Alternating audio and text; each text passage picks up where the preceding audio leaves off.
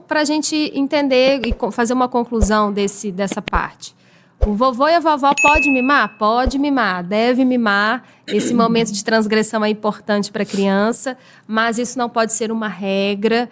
E esses novos saberes, esses novos conhecimentos sobre a saúde da criança, a alimentação, eles devem ser entendidos por toda a família. Toda a família tem que conversar, sentar, entender os limites de cada um e assim seguindo toda a aldeia, como você disse, cuidando dessa criança.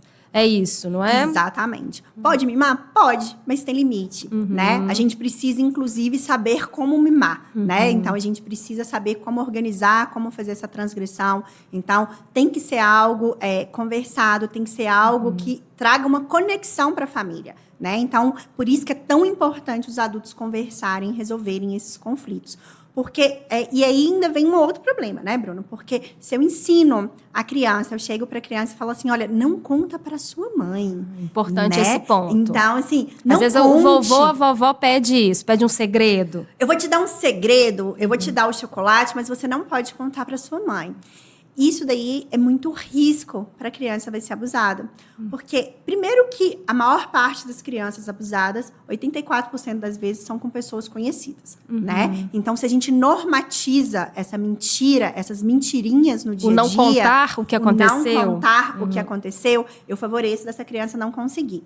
E o abusador, gente, eu falo que o pior erro que tem nesses Instagram é mostrar aqueles vídeos de treinamento com as pessoas toda suja, toda meio que um monstro. Não é assim. O abusador vai ser aquela pessoa que ele tem acesso, né? Acesso. Ele é legal, ele é brincalhão, ele sabe ter trejeito com a criança. Então, ele vai ali, vai conseguir conquistar essa criança. E é a mesma pessoa que vai falar, não conte, esse é um segredo nosso. E se a criança se acostumou com isso por outras pessoas, ela vai perpetuar. Se a gente está normatizando para essa criança... para ela vai entender que não existe regra, que ela pode mentir.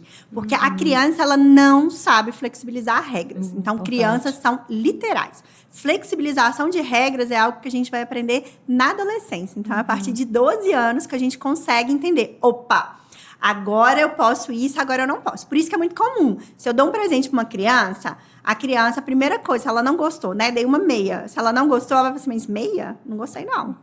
Né? A gente não. Nossa, que ótimo! Obrigada, amei. Tava precisando de meia. A mentira social. A gente sabe fazer o trejeito da mentira social. A criança não sabe. E é importante a gente entender isso, porque quando a gente vai criar a rotina, a regra para a criança, se a gente flexibiliza demais essa rotina, isso gera uma ansiedade nessa criança, isso gera um estresse que vai alterar todo o crescimento, o desenvolvimento, deixando, inclusive, ela susceptível a infecções, né? Porque hoje a gente sabe que o estresse diminui, aumenta cortisol, vai diminuir processos inflamatórios, resposta inflamatória. Então, assim... Reduz a imunidade geral. Reduz a imunidade. Então, a gente precisa saber disso. Então, e é o que eu sempre falo, os avós, eles não podem tirar a autoridade dos pais na frente da criança. A não ser que seja uma coisa muito absurda, eles não podem. Por quê? A partir do momento que o avô e o pai, né, os avós e os pais começam a brigar, o que eu trago para essa criança? Olha... O meu pai não respeita o pai dele. Então, se ele não respeita a regra do pai dele, eu também não preciso respeitar a minha.